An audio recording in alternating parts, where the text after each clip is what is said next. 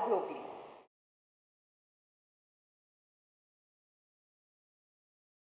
Welcome to Sanjeev Kapoor's kitchen. Today I am going to start with a recipe called Dal Dhokli. It's a very typical Gujarati dish.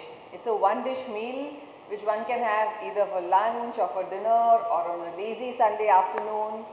So why wait? Let's just start. First of all, we need tur dal. For that, we take 1 cup of dal, soak it in water for about half an hour.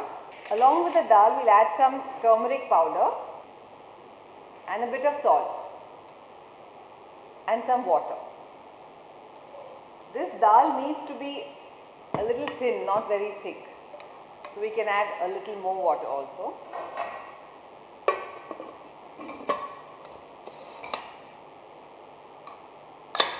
Let it cook till 2 whistles and another 5 minutes on sim. While the dal is cooking, we will start with the dhokli, that is the atta. For that, we need whole wheat flour and 2 to 3 spoons of gram flour, that is besan. We will add a bit of spices in this: turmeric powder, red chilli powder, salt to taste, a little bit of ginger and green chilli paste, freshly ground if possible, and about 1 tablespoon of oil. Now we will make it into a nice and semi-soft dough.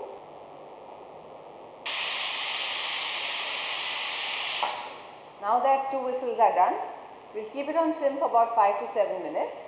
In the meanwhile, we will roast some peanuts. Some people like to add peanuts to their dal dhokli. My father doesn't like it though.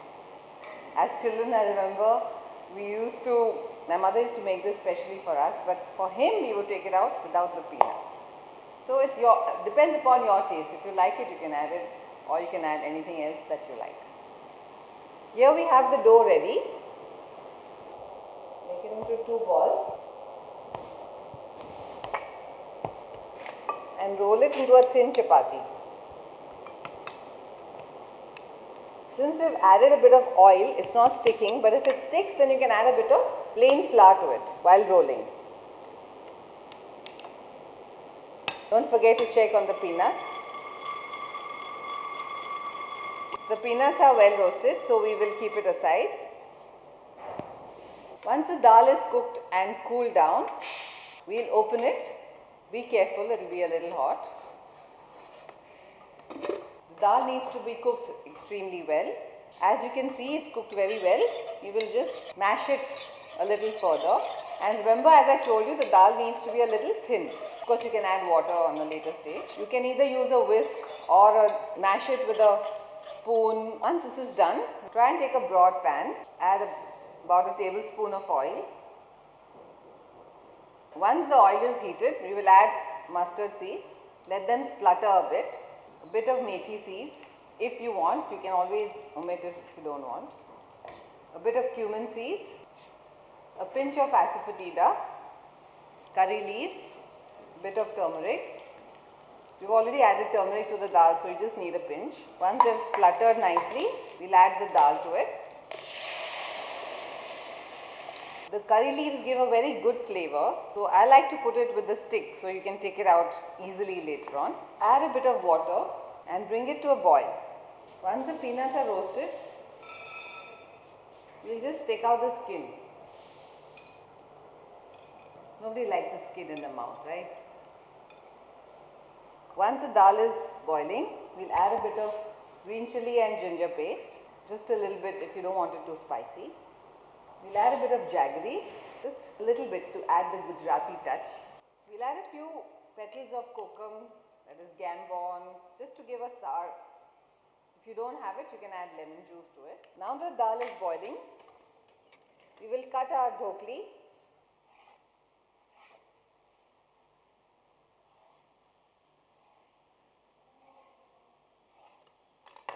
And now we'll put them all into the dal, boiling dal.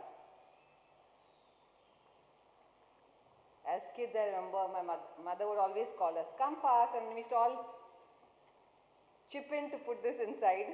But we had to be careful that the dal was boiling, so not to put it from a height. And separate it while putting so it doesn't get stuck to each other. Stir the dal while you're putting the dhokli, but very lightly so that the dhoklis don't get mashed. Since we've roasted the peanuts, you can add it later or you can add it even now so that they'll get a bit soft. You should let it simmer for 5 to 10 minutes and then it's ready to eat. Basically, the dhokli has to cook with the dal. Now the dal and the dhokli have been cooked together for about 10 minutes. Turn off the gas and serve it in individual portions, or you can serve it in a large bowl. Remember to keep the dal a little thin, and before you serve it, garnish it with chopped onions, a little bit of chopped cilantro, coriander, leaves. If you like to add some desi ghee, you can add a dollop of it. And most important, a dash of lime.